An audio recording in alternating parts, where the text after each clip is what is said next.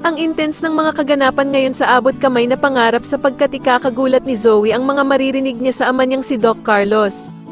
Dito nga ay biglang tatawag si Doc Carlos kay Zoe para balaan ito na wag nang babalik ng Pilipinas dahil nga sa mababalitaan ito na nagkamalay na si Don Pepe. Samantala ay kakausapin ni Eric si Giselle at pagsasabihan niya nga ito na pagdating nga daw sa trabaho ay wala namang problema kay Giselle dahil sa matalino naman daw ito at palaging tama pero pagdating nga lang sa personal life ay palagi daw itong palpak. Kaya naman ay mukhang gagana ang pangmamanipula ni Eric sa kanya dahil sa matitigilan na lamang si Giselle at mukhang dodemdamin niya ang mga sinabi sa kanya ni Eric. Sa kabilang banda naman matapos ngang matanggap si Justin sa Apex, sa unang araw nga nito bilang HR ay maglilibot ito upang masaulo niya nga daw ang buong ospital. Ikakagulat naman nila Nurse Evan at Nurse Karen ang unang kita nila dito dahil sa ugaling ipapakita nito sa kanila.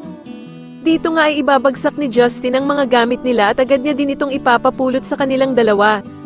Kaya naman ay magkakatinginan ang dalawa habang pinupulot ang mga bumagsak na gamit at iisipin nga nilang mas masama pa kay Zoe ang ugali ni Justin. Samantala matapos nga ang mga sinabi ni Annalyn kay Doc Carlos ay mukhang lalambot na nga ang puso nito at papayagan na niyang sumama ng Japan itong si Annalyn.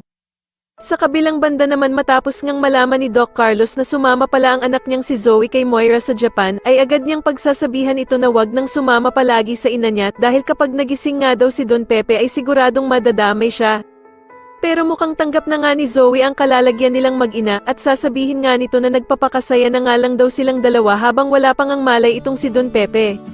Sa tingin nyo dito na nga kaya tuluyang makulong ang mag-inang bruha na Zoe at Moira, mas lalo na nga talagang nagiging exciting ang mga susunod na kaganapan kaya naman ay mas lalo pa nating abangan ang mas lalong gumigandang abot kamay na pangarap. Maraming salamat po sa inyong panonood at sana po ay masubscribe nyo ako. Maraming salamat po.